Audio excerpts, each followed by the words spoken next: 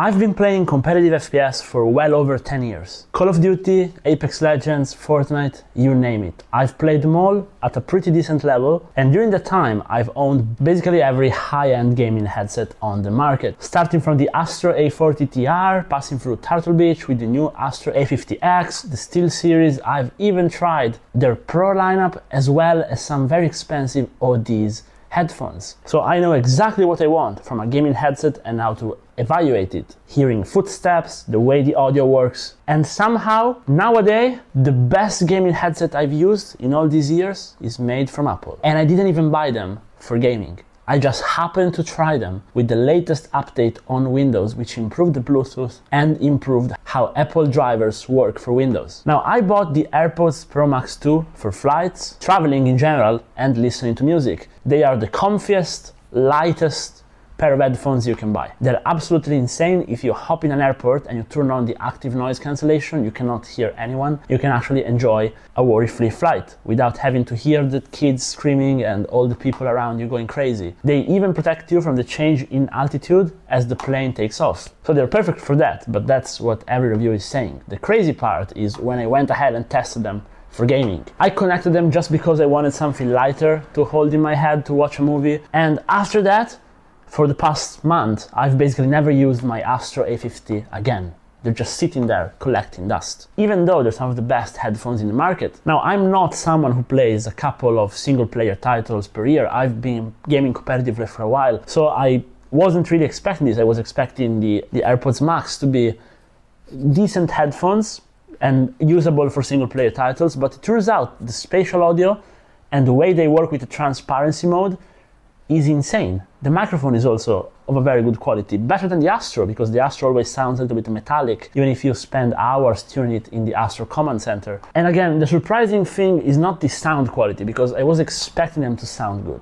The thing is, I wasn't expecting them to allow me to locate enemies so well. Now, overall, obviously, they're simply better headphones. They're also a lot more expensive. They come in at $549. That's a very high price tag. They should be better, even though over the years, Apple products have been pretty bad in Windows environments. So that's, again, where this latest mega update for Windows comes in handy. Usually they update Windows and it just bricks your system, doesn't do any good. This time, noticeable improvement on the Bluetooth quality. It actually works. But to be honest, if you want to get the absolute most out of the AirPods, you have to tune them a little bit. You have to bass boost them a little so you can actually hear the footsteps. Again, that's also what the Astro do, but they give you out of the box software. With the AirPods, you have to do it manually. But after doing that, they just goes to show how good the actual hardware is. So if you tweak it a little bit, you can make them do everything.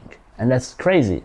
It's not that crazy because you're paying a lot, but it means you basically don't need gaming headphones if you have a pair of those. And after trying Apple's option, I've been realizing just how many compromises I've been going through in my daily life using my computer just to have the best pair of gaming headphones. Literally, ANC, even if you get the best pair of headphones with ANC, which currently in my opinion is SteelSeries, the very expensive €600 ones, Apple still makes it better. And transparency also, this is better. It will adapt as you speak, so after you talk for about 3 to 4 minutes, it's gonna sound as if you were wearing no headphones. And since they're also super light, a lot lighter than any gaming counterpart, you literally will feel like you're not wearing headphones at all. I can now walk around my room on Discord talking to someone without screaming on top of my lungs because I'm not hearing myself. And the other people in this house are really happy about it. Now the crazy part also, now keep in mind this is very specific because I have a really high-end motherboard in my computer. It's an NZXT motherboard with some very big antennas for Bluetooth, but they have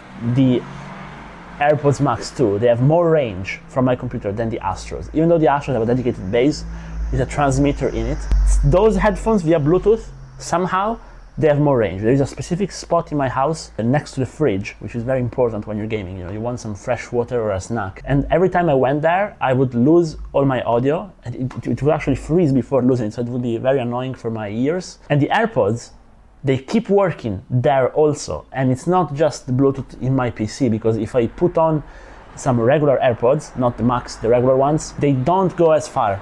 But those, they do. So they have an incredible range. Now, one thing I want to cover, if you're very technical, before I said the AirPods are lighter, that's technically not true because they are about 20 grams heavier in theory, but it's how they're made. They have the comfiest band in the market. Again, for those things, you can watch launch reviews, everybody was saying how they're insane, how good the comfort is. But that goes to show that weight distribution matters a lot more than actual weight. And the material also, since it's premium material, it doesn't really ruin your hair too much. Not that I care, but some people care. Okay, maybe I care a little bit. And also, you don't really sweat, which is especially important if you're Italian and you live in Italy and it's 40 degrees outside. Battery life is about 20 hours declared with active noise cancellation. In my opinion, it's a little longer than that. Now they're still pretty brand new, so that may vary with time. But the battery has been no problem for me at all. Like, I've been able to never charge them in between sessions. I just charge them once a week, pretty much. I think the biggest change that allowed me to do this is how Windows has now become less problematic. If you've tried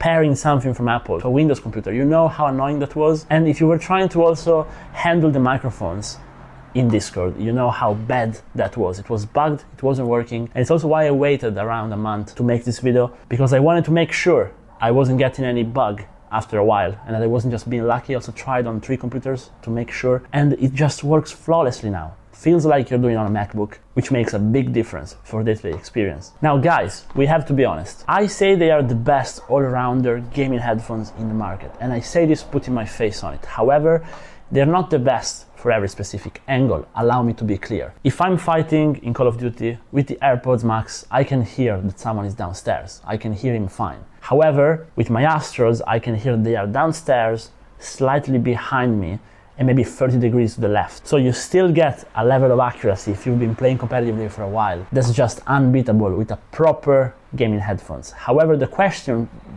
arising from that is, when do you actually need it? Because I've been playing for a long time, and even if I play ranked in Apex Legends or Call of Duty, I can very well make do with the AirPods, especially since, well, in ranked in Call of Duty, audio sometimes doesn't really matter too much nowadays. We could talk about that at length. But the point is, if you're trying to get the extra 3-4% in audio improvement and you're a really sweaty player who plays competitively, then you still need proper gaming headphones. Let's not fool around. There's a reason there's a big market for them, and you should still get them. However, if you happen to have a pair of AirPods Max 2 laying around, there's no point in buying a low-end or mediocre gaming headset. You can just use those. They're much better. So unless you want the top end to actually play competitively in the top end, you can make do with these. And you can save some money, even though they're really expensive. If I was in a tournament, I'd still get the Astros, but in general, I'd get the Apple option. Now, latency. Keep in mind, the Astros are also wireless. They have a little bit less latency in theory compared to the Bluetooth ones. I couldn't really notice it, but keep in mind, you can still just plug a USB-C to USB-C cable and use those with the cable, which would make the latency